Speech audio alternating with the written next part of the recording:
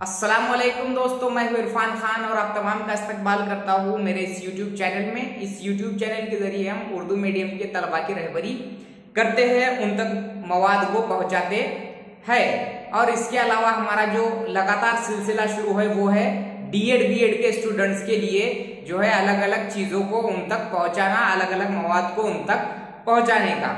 और इसी सिलसिले में जो है आज का जो वीडियो है ये पवित्र पोर्टल के बारे में है। पवित्र पोर्टल के बारे में जो मुझे कुछ खुसूसी जो है कमेंट्स आए हैं, इसके बारे में आज भी जो है कुछ कंफ्यूजन है जो कि अभी टीईटी की इम्तिहान की जो बच्चे तैयारी कर रहे हैं, सीटीईटी की तैयारी कर रहे हैं और आगे पास आउट होने वाले हैं और जो हो चुके हैं, इन तमाम के लिए ये खास वीडियो के पवित्र पोर्टल को लेके, उसके जो मेरिट को लेके कुछ चीजें हैं जो है कंफ्यूजन है, उन कंफ्यूजन के बारे में। तो सबसे पहले जो है ये सवाल जो है बेसिकली पूछा जाता है कि उर्दू मीडियम के जरिए, अक्सर उर्दू मीडियम के जो स्टूडेंट्स होते हैं उनके जरिए कि पवित्र पोर्टल में मार्क्स कितने होना चाहिए अगर हम टीईटी सीटीईटी पास है तो इसमें भाइयों मार्क्स की कोई भी लिमिट नहीं होती है। 200 मार्क्स का पेपर होता है। अगर मैं 2017 का हवाला दूं तो 200 मार्क्स का ये इम्तिहान होता है।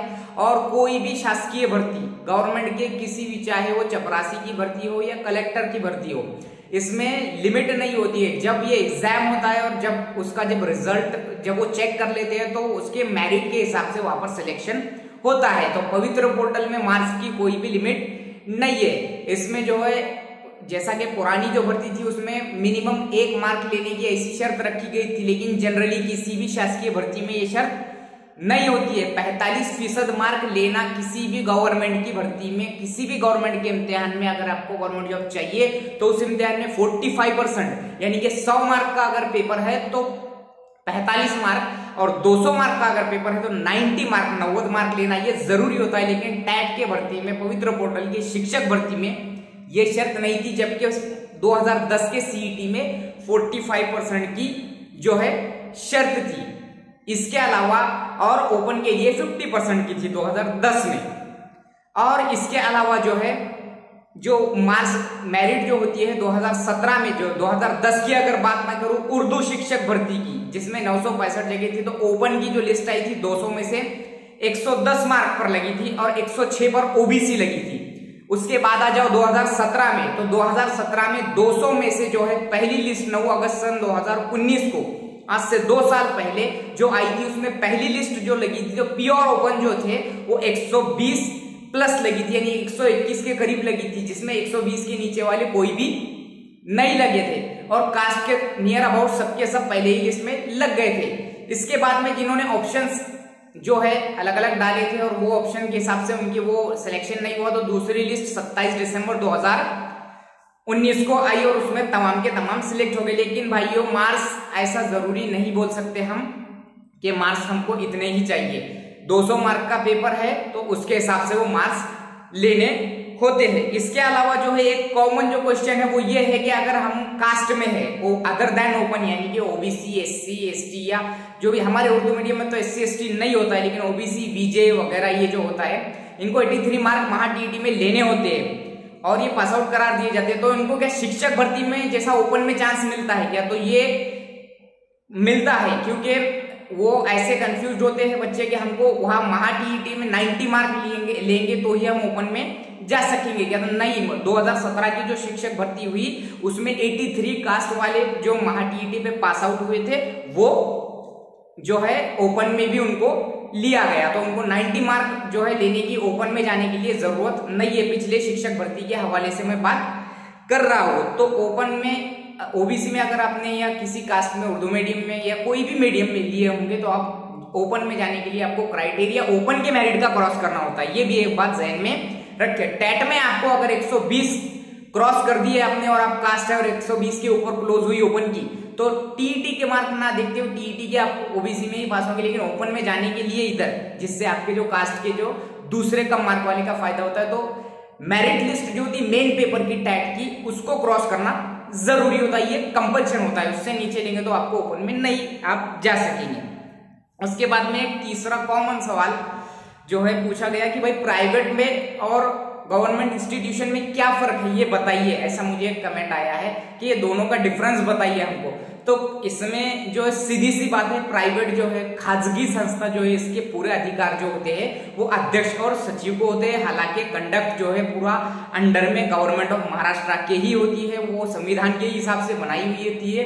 लेकिन जो है जो निवड़ का अधिकार होता है जनरली पवित्र पोर्टल की बात से, पवित्र पोर्टल में जिनको आना था जो भी संस्था है वो आ चुके हैं। इसके अलावा जो हमारी उर्दू मीडियम की जो संस्थाएं होती है जिसको हम अल्पसंख्यक दर्जा प्राप्त संस्था कहते हैं, उनको अधिकार दिया गया है कि वो अपने अधिकार का इस्तेमाल करके भर्ती ले सकते हैं। तो उसमें लेकिन टीईटी कंपल्सरी, और 24 अगस्त 2018 का GR ये अपने हमारे दिमाग से बात उर्दू मीडियम वाले निकाल दीजिए कि माइनॉरिटी संस्था को टीईटी नहीं है। 100% माइनॉरिटी संस्था को जो है टीईटी लागू है, और 24 अगस्त 2018 का ये GR है।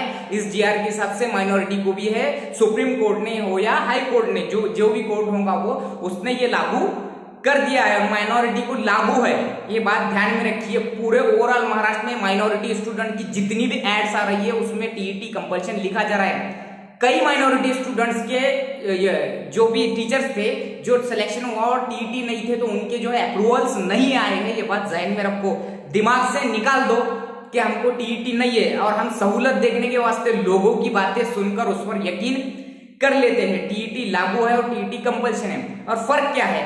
उनको पूरे अधिकार होते हैं, जो प्राइवेट संस्था चालक होते हैं उनको उनके इख्तियारात होते हैं। हालांकि पूरा फंड, पूरे जो टीचर्स की पेमेंट वो गवर्नमेंट के थ्रू, शालार्थ आईडी के थ्रू ही होते हैं। लेकिन अगर आपको अच्छी संस्था मिलती है तो 100% मेरी एक पर्सनल राय है कि जाइए। अगर आपको अच्छी रेप्यूटेड संस्था मिलती है और डोनेशन वगैरह का XYZ जो भी मामला होगा वो करके आप सब क्लियर करके बोल रहा हूं मैं कि ऑल चीजें क्लियर करके पूरी जो है 100% हमारे दिल को गारंटी हो कि हमको यहाँ जाना चाहिए तो जाइए। गवर्नमेंट भर्ती का फिलहाल तो दिख नहीं रहा है, NEP लागू होने वाली है। कर्नाटक ये पहला राज्य बना है, नेशनल एजुकेशन पॉलिसी, नई तालीमी पॉलिसी 2020 को लागू करने वाला कर्नाटक ये पहला राज्य बन चुका है। अब इंशाल्लाह हमारी बारी है, यानी कि शिक्षक भर्ती में भी चांसेस है और टफ भी होने वाली है। दूसरी बात जो है ये, और जो प्राइवेट में जो है अप्रूवल होते हैं, वो शिक्षण सेवक के ऑर्डर के टाइम एक अप्रूवल होता है, सहायक बनने के बाद एक अप्रूवल होता है, और जो भी जो चीजें होती है वो वहां पर। इसके अलावा उर्दू के कई ऐसे संस्थाएं हैं जो क्वालिटी बेस्ड ले रही है, वहां इंटरव्यू दीजिए। मैंने अपने जाती तौर पे 2 से 3 जगह दिया हूँ, बहुत ही बेहतरीन जो है इदारे हैं ये लेते हैं। ऐसे इसके फिराक में रहिए, जहां पर भी ऐड दिखती है वह जाइए। जो मुमकिन हो सकती है फ्री में अगर हमारा सिलेक्शन होने की कोशिश होती है तो कीजिए। ये मेरी एक खास करके उर्दू मीडियम के बच्चों को राय है। डोनेशन नहीं दे सकते, जनरली कोई भी दे नहीं सकता ज्यादा डोनेशन, आम हम मिडिल क्लास से आते हैं। तो इसके अलावा जो है और क्वालिटी बेस्ड जो भी संस्थाएं लेती है वहां पर जाइए। टीईटी माइनॉरिटी को कंपलसरी है। और इसके अलावा जो है जो पवित्र पोर्टल है, पवित्र पोर्टल में डिफाइंड सिलेबस है क्या? डिफाइंड सिलेबस नहीं है। 2017 की शिक्षक भर्ती में उर्दू को ग्रामर भी पूछा था, मराठी भी पूछ लिया था, इंग्लिश भी पूछ लिया था, जनरल नॉलेज, साइंस, शहरियत, ज्योग्राफिया, हिस्ट्री।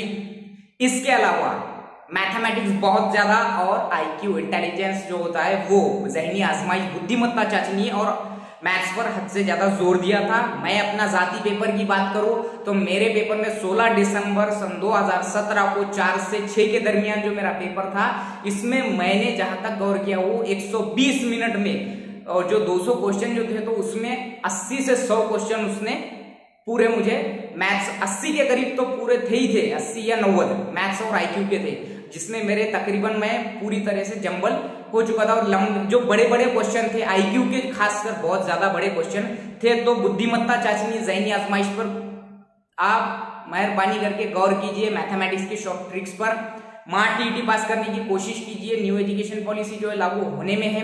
पवित्र पोर्टल की जो है भर्ती वो आगे पवित्र से ही होंगी, खासगी संस्थाएं उसमें आएंगी, और आपको अच्छी खासगी संस्था मिलती है तो जरूर जाइए। लेकिन उसमें 100% श्योरिटी अपने दिल को कीजिए। फ्री में बहुत सी जो इंस्टीट्यूशन उर्दू मीडियम की लेती है टीईटी, और उसके बाद में वो उनका एग्जाम देके, जो कि मैं खुद दिया हूँ, टीईटी के बाद उन्होंने उनका एग्जाम दिया था और हमारे को डेमो लेने को बोला था, डेमो लिया और उसके बाद हमारा इंटरव्यू लिया था।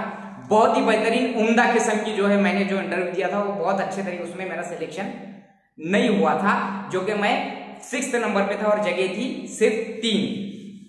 तो इसके अलावा जो है और जो भी ग्रेजुएट्स जो है हमारे, इसके अलावा डीएड बीएड के अलावा अगर स्टैटिस्टिक्स जो है शुमारियात, जिसको हम सांख्यिकी डिपार्टमेंट की जगह आई हुई है, जिसमें ईडब्ल्यूएस के लिए मैं खासकर बोल रहा हूँ 3 से 4 जगह है, अप्लाई कीजिए। जिसमें BA with economics and statistics, BA with economics and statistics लगता है।